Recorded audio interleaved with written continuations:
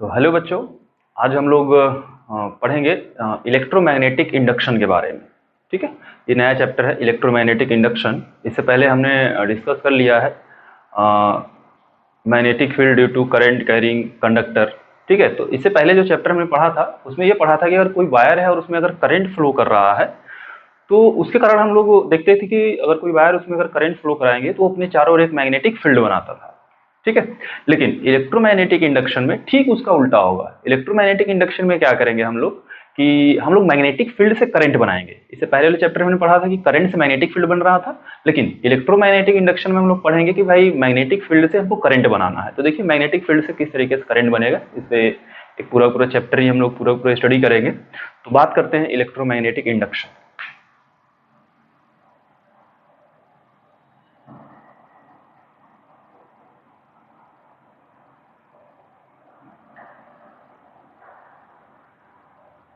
ठीक है, इसको हम लोग EMI देखते हैं, इलेक्ट्रोमैग्नेटिक इंडक्शन। ये हमारा चैप्टर रहेगा। ठीक है, तो इसमें सबसे पहले हम लोग बात करेंगे मैग्नेटिक फ्लक्स के बारे में। सबसे पहले बात किया जाएगा मैग्नेटिक फ्लक्स के बारे में।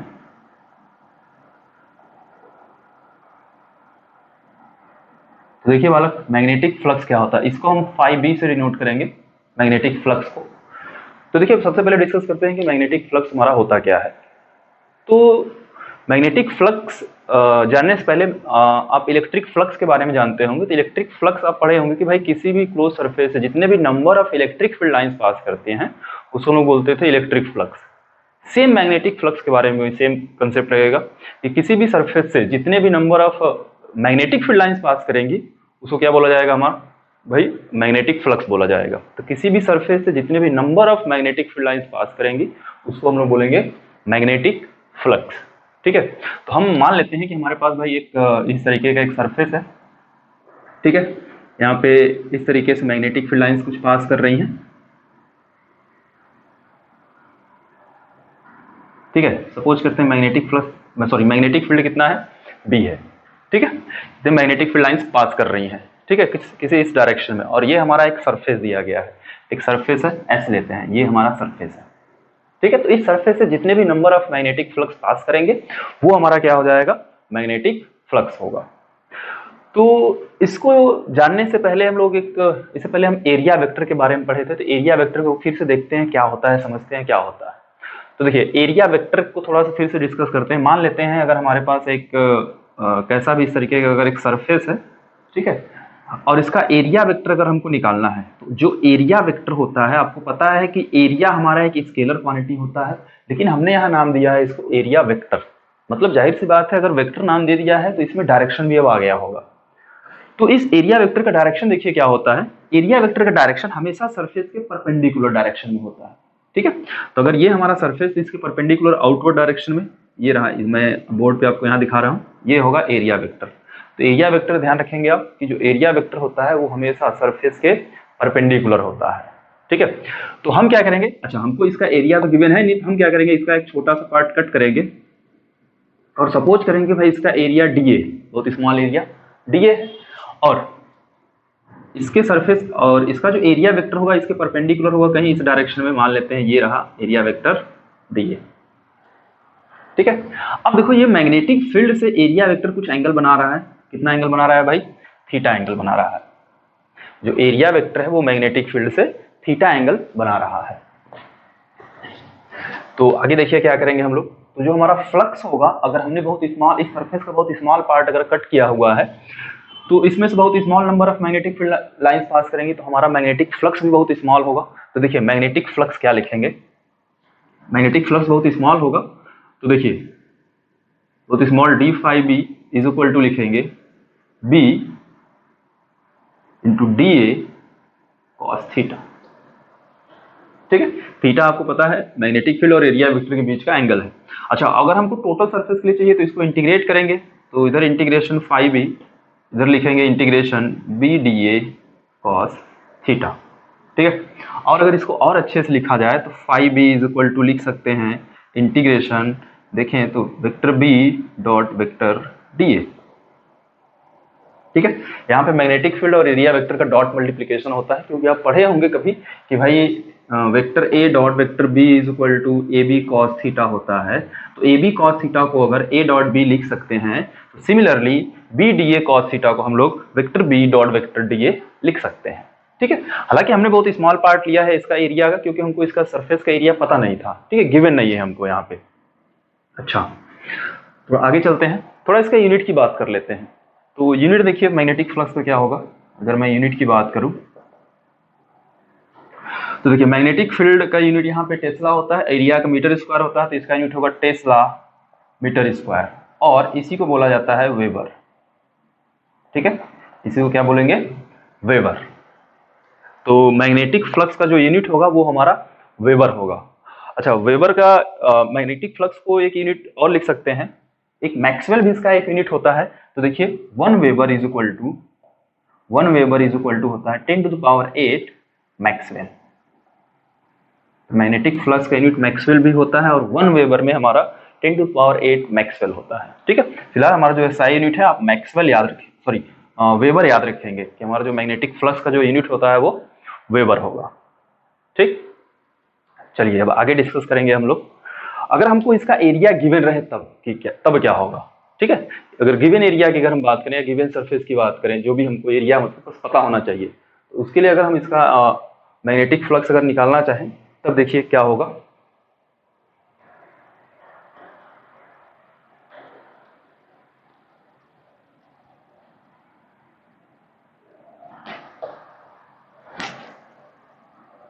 चलिए मान लेते हैं हमारे पास एक सरफेस है इस तरीके से, और इसका एरिया आपको दिया गया है कि भाई ए है। ठीक है, और मैग्नेटिक फील्ड लाइंस इसमें से कुछ इस तरीके से पास कर रही हैं, यूनिफॉर्म मैग्नेटिक फील्ड लाइंस है। ठीक है, और इस सरफेस का अगर हम एरिया देखें तो इस सरफेस के परपेंडिकुलर बाहर की ओर होगा कहीं, तो बाहर की ओर हम इधर बना रहे हैं इसका एरिया वेक्टर ए। ठीक है, और ये मैग्नेटिक फील्ड से कुछ एंगल बना रहा है, तो मान लेते हैं कितना एंगल बनाया, थीटा एंगल बनाया। तो हमारा जो फ्लक्स होगा, तो मैग्नेटिक फ्लक्स देखिए क्या होगा, तो मैग्नेटिक फ्लक्स हमारा होगा phi b, इसको लिख सकते हैं b into A cos theta, या phi b is equal to लिख सकते हैं vector b dot vector a। ठीक है। अच्छा, थोड़ा आगे चलते हैं, कुछ केस बात करते हैं। तो केस फर्स्ट देखिए थोड़ा सा क्या होगा, इफ अगर थीटा की वैल्यू 0 डिग्री हो जाए, थीटा की वैल्यू 0 डिग्री हो जाए, इसका मतलब क्या हुआ बालक, समझते हैं। इसका मतलब ये हुआ, देखो थीटा किसके बीच का एंगल होता है, मैग्नेटिक फील्ड और एरिया वेक्टर के बीच का एंगल है। ये मैग्नेटिक फील्ड रहा और ये एरिया वेक्टर रहा, तो मैग्नेटिक फील्ड और एरिया वेक्टर के बीच का एंगल होता है थीटा हमारा। तो थीटा की वैल्यू अगर 0 हो गया, इसका मतलब ये हुआ कि जो हमारा मैग्नेटिक फील्ड होगा और जो एरिया वेक्टर होगा, दोनों का डायरेक्शन एक ही होगा। ठीक है, एक ही डायरेक्शन में दोनों होंगे, तो उनके बीच का एंगल 0 डिग्री होगा। अच्छा, तो थोड़ा सा इसको बनाते हैं। तो देखिए मान लेते हैं कि सरफेस है इस तरीके से,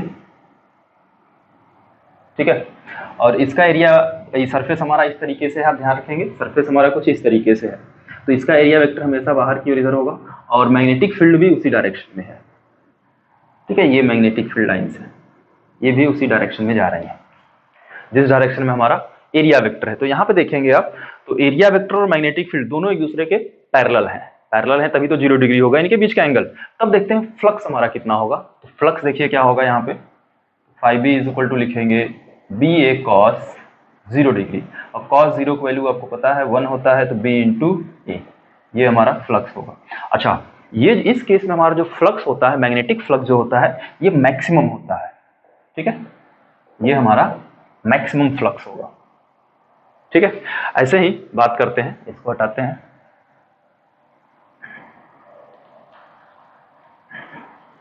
ऐसे बात करेंगे केस सेकेंड, देखिए if theta is equal to 90 degree हो जाए। ठीक है, थीटा की वैल्यू कितना हो जाए, 90 डिग्री हो जाए, उस केस में देखते हैं कि भाई क्या होगा। तो अगर थीटा की वैल्यू 90 डिग्री हो जाए, बोले तो मैग्नेटिक फील्ड और एरिया वेक्टर एक दूसरे के परपेंडिकुलर होने चाहिए। ठीक है। तो इस केस में देखिए हम सरफेस मान लेते हैं कि हमारा कुछ सरफेस इस तरीके से दिया गया है आपको।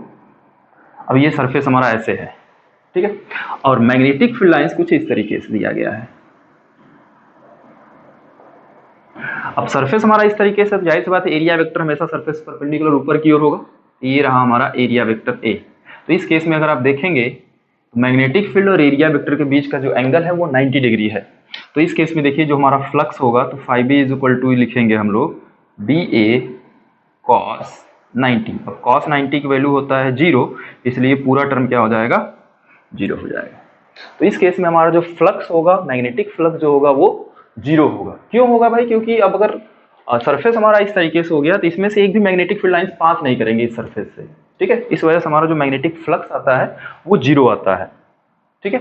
अच्छा, ये जो हमारा मैग्नेटिक फ्लक्स होता है ये मिनिमम फ्लक्स होता है, ठीक है। मैक्सिमम हमारा बी इंटू ए होगा और मिनिमम कितना होगा भाई, 0 के बराबर होगा हमारा मैग्नेटिक फ्लक्स, ठीक है।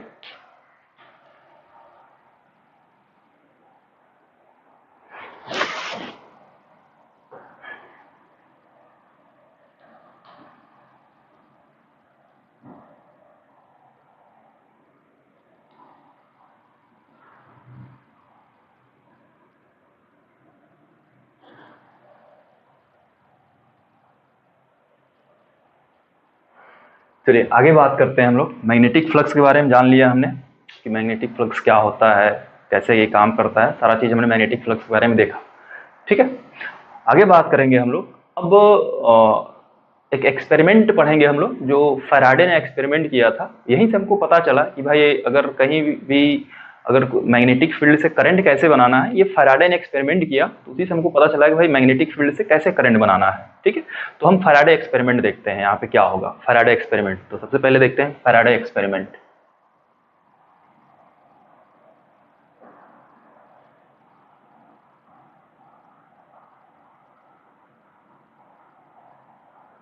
ठीक है, फैराडेज एक्सपेरिमेंट। तो देखिए फैराडे ने क्या देखा, एक्सपेरिमेंट क्या था। पहला एक्सपेरिमेंट देखते हैं हम लोग। मान लेते हैं कि अगर हमारे पास एक कॉयल दिया गया है इस तरीके से, और इसको बैटरी से नहीं कनेक्ट करते हैं हम लोग, एक अमीटर से कनेक्ट करते हैं। ये अमीटर है, ठीक है। अभी क्या है कि इस कॉयल में बिल्कुल करंट नहीं फ्लो कर रहा है। अगर करंट नहीं फ्लो करेगा तो जाहिर सी बात है यहाँ जो अमीटर में डिफ्लेक्शन होगा वो कुछ नहीं होगा, मतलब 0 डिफ्लेक्शन होगा, ऐसा आप बोल सकते हैं, ठीक है। अगर जैसे इसमें करंट फ्लो करेगा अमीटर हमारा डिफ्लेक्ट करेगा। जब इसका निडल डिफ्लेक्ट करेगा तो इसका मतलब हमको पता चल जाएगा भाई सर्किट में करंट फ्लो कर रहा है, ठीक है। तो देखिए क्या करते हैं, तो एक हमने कॉयल लिया और यहाँ पे एक मैग्नेट लिया, ये नॉर्थ पोल रहा और ये साउथ पोल रहा। जैसा कि हमको पता है कि अगर एक बार मैग्नेट हमारे पास है तो उसमें 2 पोल होते हैं, एक नॉर्थ पोल होता है, एक साउथ पोल होता है, और जो मैग्नेटिक फील्ड लाइंस होता है वो नॉर्थ पोल से निकलता है और साउथ पोल में जाकर के मिल जाता है, ठीक है। तो देखिए होगा क्या, यहां से मैग्नेटिक फील्ड लाइंस बाहर की ओर निकलेंगी कुछ इस तरीके से, एक कर्व पाथ बनाते हुए,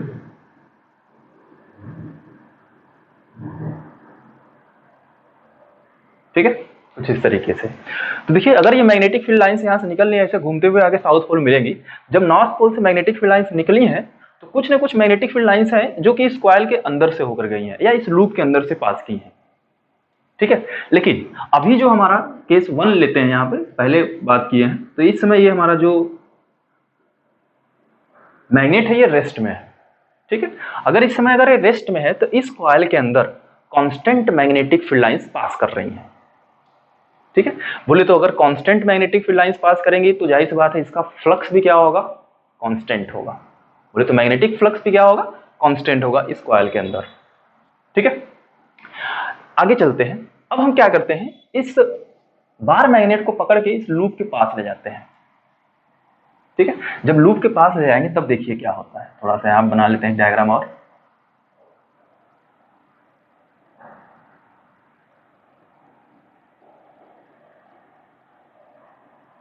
इस डायरेक्शन में मूव कराए हैं, ठीक है।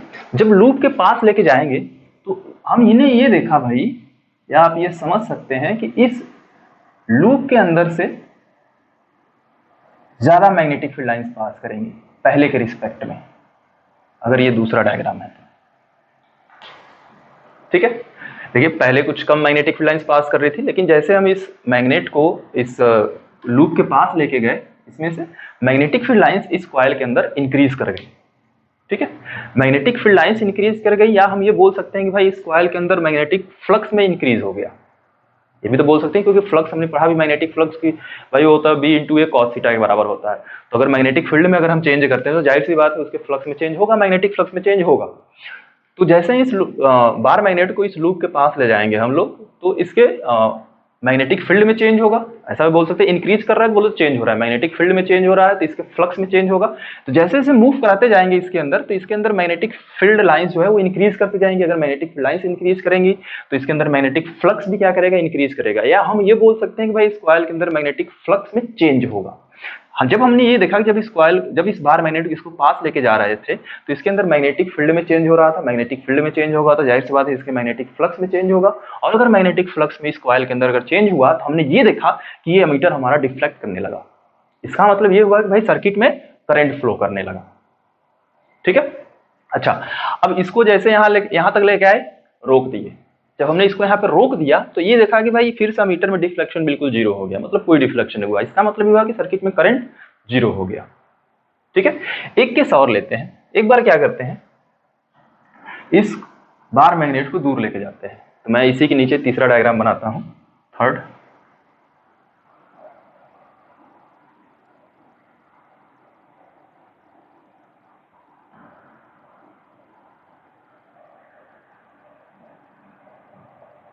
अब इसको इस डायरेक्शन में दूर लेके जाएंगे।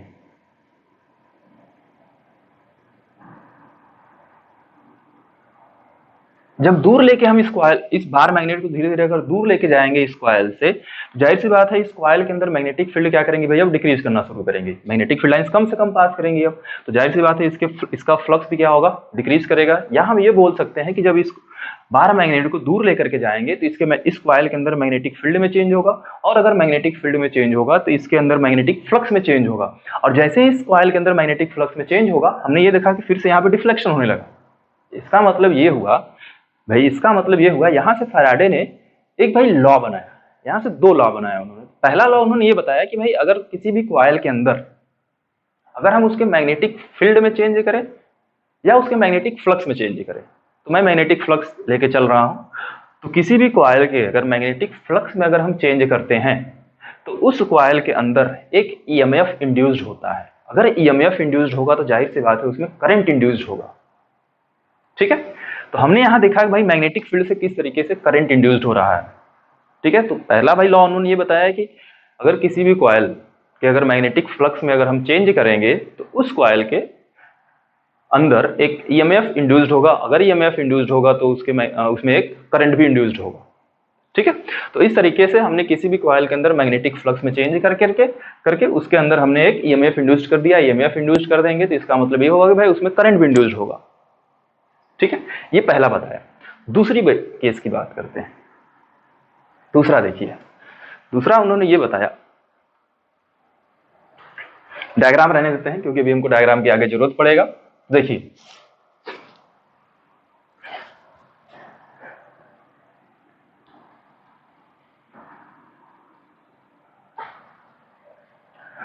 दूसरा उन्होंने ये बताया कि भाई जो इसमें ईएमएफ जो इंड्यूस्ड हो रहा है, हम इंड्यूस्ड ईएमएफ, दूसरा उन्होंने ये बताया कि भाई इसके अंदर जो ईएमएफ इंड्यूस्ड हो रहा है ये देखिए किसके बराबर है। उन्होंने ये बताया कि जो ईएमएफ इंड्यूस्ड हो रहा है वो rate of change in magnetic flux के बराबर है। Rate of change in magnetic flux के बराबर है। देखिए, अगर मैग्नेटिक फ्लक्स में चेंज होगा तभी ईएमएफ इंड्यूस्ड होगा। अगर मैग्नेटिक फील्ड में चेंज मैग्नेटिक फ्लक्स में चेंज नहीं होगा तो ईएमएफ इंड्यूस्ड नहीं होगा। हालांकि आप देखेंगे तो यहाँ पे माइनस साइन लगा होता है। माइनस साइन अभी हम आगे पढ़ेंगे, माइनस साइन का यहाँ मतलब क्या है। ठीक है, वो लेन चलो आगे डिस्कस करेंगे तो उसमें पढ़ेंगे माइनस साइन का क्या मतलब है। ठीक है, अच्छा, अगर हमारा डेल्टा टी बहुत स्मॉल हो जाए, मान लेते हैं डेल्टा टी टेंड्स टू 0 अगर हो जाए, ठीक है, तब इसको देखिए इंड्यूस्ड ईएमएफ को क्या लिख सकते हैं, ये इंड्यूस्ड इज इक्वल टू लिख सकते हैं minus D phi B by D T. ये होगा हमारा इंड्यूस्ड ईएमएफ। ठीक है, अच्छा, तब करंट कितना होगा, तो इंड्यूस्ड करंट की बात कर लेते हैं भाई। देखिए इंड्यूस्ड करंट आई इंड्यूस्ड लिखेंगे।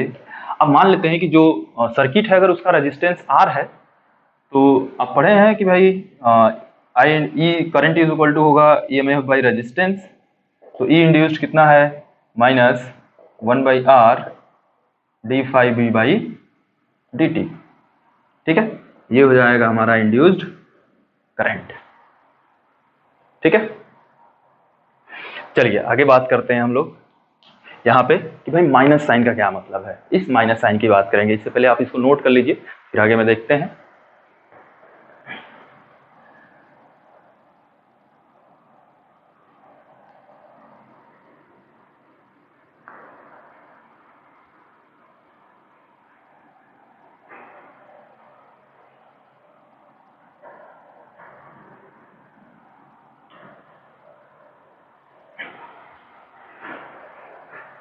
चलिए आगे देखते हैं हम लोग कि भाई हमने ये तो ये पढ़ा कि अगर किसी भी कॉइल के अगर उसके मैग्नेटिक फ्लक्स में चेंज करेंगे तो उसमें करंट इंड्यूस्ड होगा। ठीक है, लेकिन करंट इंड्यूस्ड होगा तो उसका क्या डायरेक्शन होगा भाई। ठीक है, उसका क्या डायरेक्शन होगा, वो डायरेक्शन निकालने के लिए हमको लेंज लॉ जानना होगा। तो लेंज लॉ के बारे में डिस्कस करते हैं थोड़ा सा।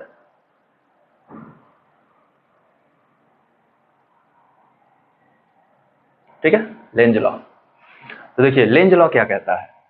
लेंज ने ये बताया कि भाई जो कॉइल है हमारा, अगर उसके अंदर अगर मैग्नेटिक फ्लक्स में चेंज कर रहे हैं तभी उसमें करंट इंड्यूस हो रहा है, बोले तो ईएमएफ इंड्यूस हो रहा है तब जाके करंट इंड्यूस हो रहा है। ठीक है, तो लेंज ने ये बताया कि भाई जो हमारा कॉइल है वो उस चीज जिसके कारण उसके अंदर करंट इंड्यूस हो रहा है, जिस चीज के कारण किसी भी कॉइल के अंदर करंट इंड्यूस होता है, वो कॉइल उसी चीज का अपोज करता है, विरोध करता है उसी चीज का, मतलब अपने अंदर चेंज होने का वो अपोज करता है, विरोध करता है। लेंज ने ये बताया। अब समझते हैं इसको, भाई लेंज ने कह क्या गया भाई लेंज। ठीक है, कुछ तो बताए हैं लेंज, लेकिन समझते हैं क्या कह गए लेंज। अब ये सपोज करते हैं कि भाई एक कॉइल है हमारे पास, यहाँ पे हम मीटर लगा देते हैं। अब देखिए ये नॉर्थ पोल रहा और ये साउथ पोल रहा। जब इस बार मैग्नेट को इस कॉइल के पास ले जाएंगे तो इसके अंदर मैग्नेटिक फील्ड लाइंस क्या करेंगे, इंक्रीज करेंगे या बोले तो चेंज होंगी। तो लेंज ने ये बताया कि भाई ये कॉइल अपने अंदर चेंज का अपोज करेगा, या ये बोल सकते हैं कि इस कॉइल में जिसके कारण करंट इंड्यूस हो रहा है वो उसी चीज का अपोज कर रहा है। तो देखिए भाई किसके कारण इसमें करंट भाई इंड्यूस हो रहा है, क्यों हो रहा है, क्योंकि इसमें अंदर फ्लक्स में चेंज हो रहा है। फ्लक्स में चेंज कब हो रहा है, जब इसके अंदर मैग्नेटिक फील्ड में चेंज हो रहा है। मैग्नेटिक फील्ड में चेंज कब हो रहा है, जब कॉइल इसके पास आ रहा है। ठीक है, तो अब समझते हैं, जब इसके हम पास ले कॉइल के पास अगर इस बार मैग्नेट को लेके जाएंगे तो इसके अंदर मैग्नेटिक फ्लक्स में चेंज होगा, लेकिन ये कॉइल क्या चाहेगा कि भाई हमारे अंदर कोई चेंज ना हो, कोई चेंज ना हो। इसका मतलब ये हुआ, ये कहना चाह रहा है कि जब इस बार मैग्नेट इसके पास लेके जाएंगे तो ये इसको अपने पास नहीं आने देगा, इसको दूर भगाना चाहेगा, भाई तुम मेरे पास मत आओ। ठीक है, क्योंकि भाई ये तो उसी चीज को अपोज करता है जिसके कारण इसमें करंट इंड्यूस होता है। ठीक, तो देखो अब ये तो कॉइल तो बोलेगा नहीं कि भाई तुम दूर हट जाओ हमसे, तो दूर बोलेगा नहीं। देखिए क्या करता है, तो अगर ये इसका नॉर्थ पोल है यहाँ पे, जब ये दूर इसको इस कॉइल के पास लेके जाएंगे तो ये कॉइल क्या चाहेगा कि इसको दूर भगाना चाहेगा, इसको अपने पास आने नहीं देगा। नहीं देगा तो इसका मतलब ये हुआ, अगर ये नॉर्थ पोल है तो कॉइल का ये वाला पार्ट भी क्या होना चाहिए, नॉर्थ पोल होना चाहिए। तभी ये क्या करेगा, इनके बीच रिपल्सन होगा। जैसे रिपल्सन हुआ तो ये नॉर्थ पोल की तरह काम करेगा। अब आपको पता है कि अगर कोई कॉइल अगर वो नॉर्थ पोल की तरह काम कर रहा है तो उसका मतलब ये हुआ है कि उसमें जो करंट है वो एंटी क्लॉकवाइज डायरेक्शन में फ्लो कर रहा है। ऐसे ही अगर साउथ पोल है तो उसमें करंट कैसे फ्लो कर रहा है, क्लॉकवाइज डायरेक्शन में कर रहा है। तो ये नॉर्थ पोल बना, मतलब इस कॉइल में कैसा करंट फ्लो कर रहा होगा, एंटी क्लॉकवाइज डायरेक्शन में। एंटी क्लॉकवाइज बोले तो भैया इस डायरेक्शन में करंट फ्लो कर रहा होगा। तो इंड्यूस्ड करंट का ये डायरेक्शन मिल गया हमको। ठीक है, ऐसे ही एक डायग्राम और देखते हैं।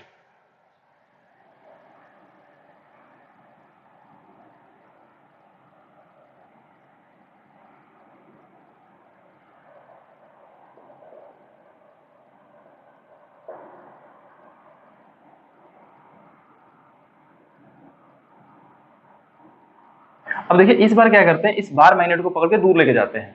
अब जो दूर लेके जाएंगे तब भी इस कॉइल के अंदर क्या होगा, मैग्नेटिक फ्लक्स में चेंज होगा। जैसे इसके अंदर मैग्नेटिक फ्लक्स में चेंज होगा, ये उस चीज को अपोज करने लगेगा। ये कहेगा, अब ये दूर लेके जाएंगे तो ये कॉइल क्या चाहेगा, भाई ये जो बार मैग्नेट है ये दूर ना जाए, ये हमारे पास रहे, ये कॉइल यही चाहेगा। अब तो इसको कॉइल इसको पकड़ के तो खींचेगा ही नहीं, तो पकड़ के खींचेगा नहीं, लेकिन अगर ये नॉर्थ पोल है तो अगर ये वाला साइड अगर साउथ पोल बन जाए तो इनके बीच कैसा फोर्स लगेगा, अट्रैक्शन फोर्स होगा, अट्रैक्टिव फोर्स लगेगा, तो ये इसको अट्रैक्ट करने लगेगा।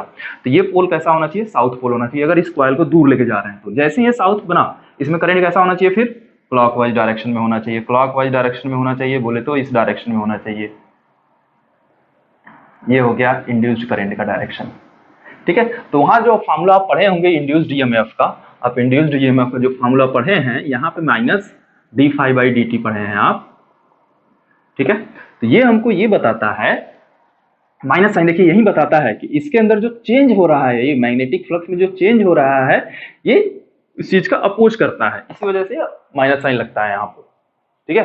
अपोज करता है तभी तो हमारा ईएमएफ इंड्यूस हो रहा है, ठीक है। तो इसलिए यहाँ पे माइनस साइन लगाया जाता है, ठीक है, क्योंकि जो चेंज होने के कारण ईएमएफ इंड्यूस हो रहा है, लेकिन लेंज लॉ से ये कॉइल क्या करेगा, इसका अपोज करना चाहता है, इसलिए यहाँ माइनस साइन लगाया जाता है, ठीक है। चलिए मेरे ख्याल से समझ में आया होगा करंट का डायरेक्शन कैसे निकालना है आपको, ठीक है। तो आगे और आपको मैं कुछ एग्जांपल करा देता हूँ ढेर सारा, लेंज लॉ पे देखते हैं।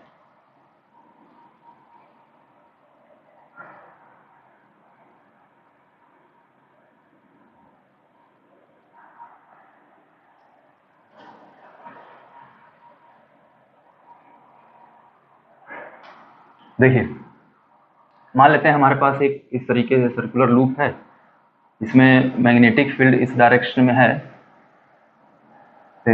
और मैं बोल देता हूं जो हमारा मैग्नेटिक फील्ड बी है वो इंक्रीज कर रहा है इस कॉइल के अंदर। क्या कर रहा है, मैग्नेटिक फील्ड इंक्रीजेस। अगर मैग्नेटिक फील्ड इंक्रीज कर रहा है, जाहिर से इस कॉइल के अंदर अगर मैग्नेटिक फील्ड इंक्रीज कर रहा है तो इसके अंदर मैग्नेटिक फ्लक्स में चेंज होगा, और अगर इसके अंदर मैग्नेटिक फ्लक्स में चेंज हुआ तो इसमें करंट इंड्यूस्ड होगा। तो करंट जो इंड्यूस्ड होगा उसका क्या डायरेक्शन होगा, उसकी बात करने हम चल रहे हैं। तो देखिए इंड्यूस्ड करंट का क्या डायरेक्शन होगा। अब देखो कॉइल का जो मैग्नेटिक फील्ड है इस डायरेक्शन में ऊपर की तरफ वाई एक्सिस के डायरेक्शन में क्या कर रहा है, इंक्रीज कर रहा है, ठीक है। तो इसके अंदर एक करंट इंड्यूस्ड होगा, ठीक है। अब हमने लेंज लॉ से लेंज लॉ में पढ़ा भाई कि इसके अंदर जो करंट इंड्यूस्ड होता है वो जिसके कारण होता है उसी चीज का अपोज करता है। तो इसके अंदर देखिए मैग्नेटिक फील्ड क्या कर रही है, इंक्रीज कर रहा है। तो इसके अंदर करंट इस तरीके से इंड्यूस कराइए ताकि वो मैग्नेटिक फील्ड को डिक्रीज करे। अगर मैग्नेटिक फील्ड इंक्रीज कर रहा है तो जो करंट इंड्यूस्ड होगा, अब इंड्यूस्ड करंट होगा किसी कॉइल में तो जाहिर सी बात है वो भी अपना एक अलग से मैग्नेटिक फील्ड बनाएगा, इससे पहले चैप्टर हमने पढ़ा है। तो जो मैग्नेटिक फील्ड इंड्यूस्ड करंट के कारण बनेगा वो ठीक इसके अपोजिट डायरेक्शन में होना चाहिए, ठीक है। मतलब घटाना चाहिए, डिक्रीज करना चाहिए। मैग्नेटिक फील्ड अगर इंक्रीज कर रहा है तो डिक्रीज करना चाहिए, और अगर मैग्नेटिक फील्ड डिक्रीज करता है तो इंक्रीज कराना चाहता है। तो देखिए अगर मैग्नेटिक फील्ड इंक्रीज कर रहा है इस डायरेक्शन में, जाहिर सी बात है इंड्यूस्ड करंट के कारण मैग्नेटिक फील्ड का जो डायरेक्शन होना चाहिए वो कहाँ होना चाहिए, नीचे की तरफ होना चाहिए, ठीक इसके अपोजिट डायरेक्शन में होना चाहिए, तभी इस मैग्नेटिक फील्ड को ये डिक्रीज कर पाएगा। तो जो इंड्यूस्ड करंट है उसके कारण मैग्नेटिक फील्ड नीचे की तरफ हो, उसके लिए करंट का जो डायरेक्शन होना चाहिए वो जाहिर सी बात है वो कैसा होना चाहिए, क्लॉकवाइज होना चाहिए।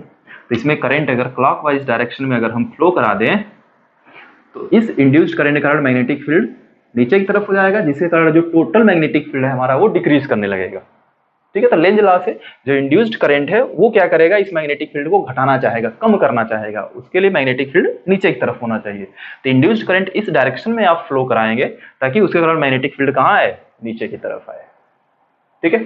चलिए और एग्जाम्पल कराते हैं, आपको अच्छे से क्लियर होगा। एक कॉइल और लेते हैं, अब इस डायरेक्शन में करंट लेते हैं। अब ये मैग्नेटिक फील्ड हम लिख देते हैं भाई, ये मैग्नेटिक फील्ड डिक्रीज कर रहा है, ठीक है, मैग्नेटिक फील्ड डिक्रीज है। अब जाहिर सी बात है मैग्नेटिक फील्ड डिक्रीज करे या इंक्रीज करे किसी भी कॉइल के अंदर, बस उसके फ्लक्स में चेंज होना चाहिए। अगर फ्लक्स में चेंज हुआ तो करंट इंड्यूस होगा, ठीक है। तो मैग्नेटिक फील्ड डिक्रीज कर रहा है तो जाहिर सी बात है अगर मैग्नेटिक फील्ड डिक्रीज कर रहा है तो फ्लक्स में चेंज होगा, मैग्नेटिक फ्लक्स में, जैसे मैग्नेटिक फ्लक्स में चेंज हुआ इसमें करंट इंड्यूस हो जाएगा। जो इंड्यूस्ड करंट होगा उसका क्या डायरेक्शन होगा उसकी बात करते हैं। तो देखिए जो इंड्यूस्ड करंट होगा उसका क्या डायरेक्शन होगा। देखिए इसमें मैग्नेटिक फील्ड हमारा डिक्रीज कर रहा है, तो जो इंड्यूस्ड करंट है उसके कारण मैग्नेटिक फील्ड क्या करना चाहिए, ये इसको इंक्रीज कराना चाहेगा। अगर जो हमारा मेन मैग्नेटिक फील्ड है, ये मेन मैग्नेटिक फील्ड है, ठीक है, ओरिजिनल जो दिया गया है आपको गिवन है, जो गिवन मैग्नेटिक फील्ड है वो इस कॉइल के अंदर डिक्रीज कर रही है। तो इसमें जो इंड्यूस्ड करंट है उसके कारण जो मैग्नेटिक फील्ड होना चाहिए वो इसको इंक्रीज कराना चाहेगा, ठीक है। अब इंक्रीज करने के लिए भाई क्या करना होगा, जो इंड्यूस्ड करंट है उसके कारण मैग्नेटिक फील्ड क्या हो, अगर इसी डायरेक्शन में हो जाए, जिस डायरेक्शन में पहले मैग्नेटिक फील्ड है, तो जाहिर सी बात है इसकी वैल्यू पहले से बढ़ जाएगी, उस डायरेक्शन में magnetic field, net magnetic field हमारा इंक्रीज कर जाएगा। तो उसके लिए इसमें करंट का डायरेक्शन कैसा होना चाहिए, एंटी क्लॉकवाइज डायरेक्शन होना चाहिए। ठीक है, अब देखो ऐसे लूप को घुमाएंगे तो जाहिर सी बात ऊपर की तरफ आएगा, थोड़ा 3D स्ट्रक्चर है, लूप हमारा इस तरीके से सर्कल है दिया गया है आपको, इस तरीके से घुमाएंगे तो थंब हमारा ऊपर की तरफ आएगा और यही मैग्नेटिक फील्ड का डायरेक्शन बताएगा। ठीक है, तो ये हमारा इंड्यूस्ड करंट का डायरेक्शन हुआ। ठीक है, और एग्जाम्पल देखते हैं हम लोग।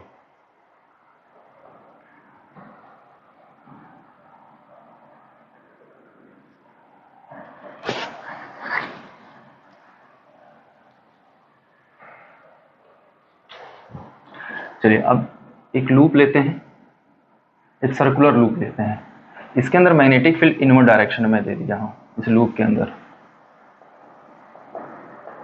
और मैग्नेटिक फील्ड B जो है वो मान लेते हैं इंक्रीज कर रहा है, मैग्नेटिक फील्ड जो है वो इंक्रीज कर रहा है इस कॉइल के अंदर अंदर की ओर। तो आप वीडियो को पॉज करेंगे और इसका डायरेक्शन निकालेंगे। ठीक है, फिलहाल यहाँ देखते हैं क्या होगा डायरेक्शन इंड्यूस्ड करंट का। अब देखो मैग्नेटिक फील्ड इनवर्ड डायरेक्शन में है, वो इंक्रीज कर रहा है, तो जाहिर से अंदर इस कॉइल के अंदर मैग्नेटिक फ्लक्स में चेंज होगा, और मैग्नेटिक फ्लक्स में चेंज होगा तो इसमें करंट इंड्यूस्ड होगा। ठीक है, तो क्या करंट इंड्यूस्ड होगा तो उसका डायरेक्शन क्या होगा इसकी बात करेंगे हम लोग।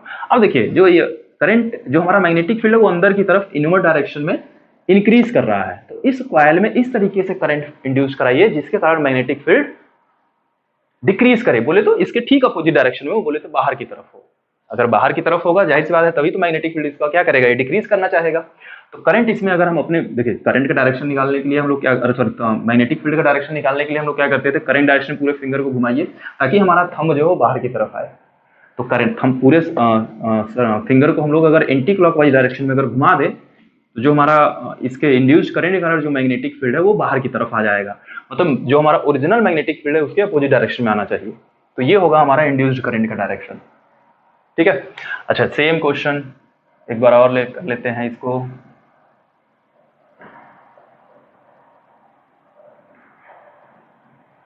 चलिए मैग्नेटिक फील्ड B है, ये डिक्रीज कर रहा है, तो मैग्नेटिक फील्ड क्या हो गया भाई, डिक्रीज है, मैग्नेटिक फील्ड हमारा डिक्रीज कर रहा है, किधर, इनवर्ड डायरेक्शन में। अब देखो हालांकि मैं इसके अंदर मैग्नेटिक फील्ड में चेंज हो रहा है तो इसके अंदर फ्लक्स में चेंज होगा, और अगर फ्लक्स में चेंज होगा तो इस कॉइल के अंदर इस कॉइल के अंदर एक करंट इंड्यूस्ड होगा, और करंट अगर इंड्यूस्ड होगा तब उसका वैल्यू क्या होगा, सॉरी उसका डायरेक्शन क्या होगा।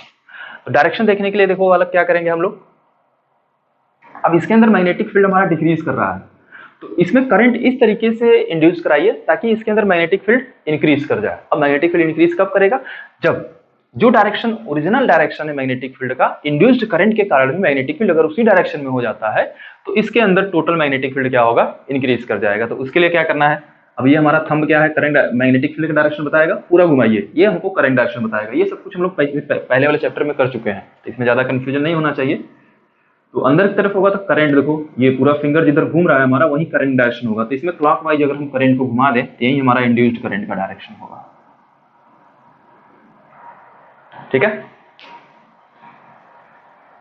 चलिए तो मेरे ख्याल से आपको ये चीजें समझ में आई होंगी, लेंज लॉ। तो इसको आगे हम लोग और भी डिस्कस करेंगे कि भाई किसी भी कॉइल के अंदर मैग्नेटिक फ्लक्स में, जायज हमको इतना पता चल गया है कि किसी भी कॉइल के अंदर अगर मैग्नेटिक फ्लक्स में चेंज कराएंगे तो उसमें ईएमएफ इंड्यूस्ड होगा, और अगर ईएमएफ इंड्यूस्ड होगा तो करंट इंड्यूस्ड होगा। ठीक है, तो क्या क्या चेंज होने से देखिए मैग्नेटिक फ्लक्स में चेंज होगा, ठीक है, ताकि उसके अंदर ईएमएफ इंड्यूस्ड हो या करंट इंड्यूस्ड हो। ठीक है, तो हमने फ्लक्स का फॉर्मूला पढ़ा था, φ = BA cos थीटा।